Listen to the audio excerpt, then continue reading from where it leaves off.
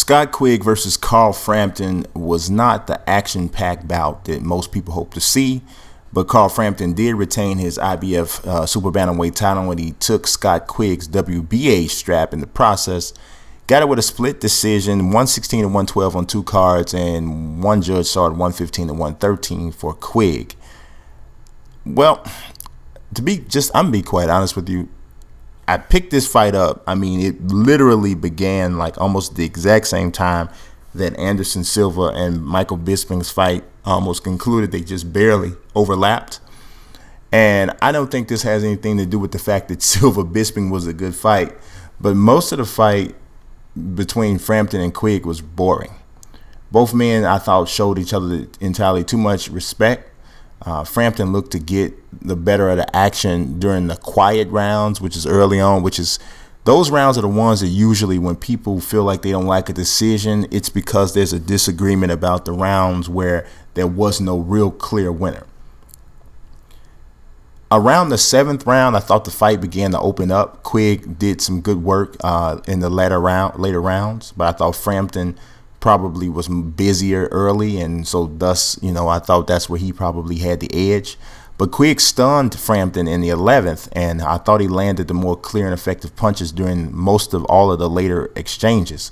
But unfortunately for him and for fight fans, he got started way too late. I thought that Tom Craze from Bad Left Hook, I thought he had an interesting take on Twitter. He said, had that been a 15-round fight, we could have been talking about a British classic. As it was a fight that never really caught fire, and I think that's very accurate. They honestly, even beyond the 15-round, wishing it was a longer fight or whatever, I think these two guys probably just liked each other a little bit too much. They liked each other, had a lot of respect for each other, and from a sportsmanship standpoint, that's great, but it doesn't always make for a good fight.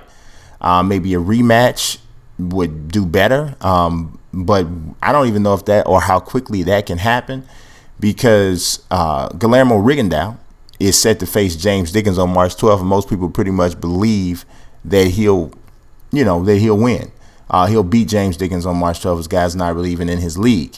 If he does win, there's legitimate hype for him to face Frampton, which that's been a fight that's been talked about for a while. Based on what we saw on Saturday, I would have to say Rigondeaux would be a heavy favorite to win that fight. Power, defensive slickness, and his just overall boxing acumen is superior to Frampton's. Now, he's not the most popular fighter, and a lot of people don't appreciate his really technical style, and that's understandable. But based on what we just saw on Saturday, I can't imagine that him and Frampton would have a more boring fight than Frampton and Quigg just had. There's also a chance that Frampton could step in the ring with Leo Santa Cruz. Santa Cruz fights a little bit later on the night, so I haven't seen that fight yet when I'm actually doing this recording. But he takes on Kiko Martinez, and I think that Santa Cruz beats Kiko Martinez. But that too could be a popular fight. It also probably has a better chance of happening if you consider that both guys, Frampton and Santa Cruz, have an association with Premier Boxing Champions and Showtime. So there you go. Now, as far as Scott Quigg, his stock doesn't take too much of a hit after this one. He showed some skill, but he's probably going to be kicking himself for not being more aggressive early on. He'll likely get another shot on a huge stage, but he'll probably always regret the fact that he didn't push this more and that he wasn't more aggressive early in the fight. He may have changed things. That's it for this recap. I got one more on this channel. I promise this time, just one more. Stay tuned. See, I'm breaking a promise already. I got two more. I'm going to do Santa Cruz, Kiko Martinez recap, and I'm also going to do Terrence Crawford, Hank Lundy. Got two more recaps tonight. Stay with me, combat sports people. Appreciate you watching. God bless. Peace.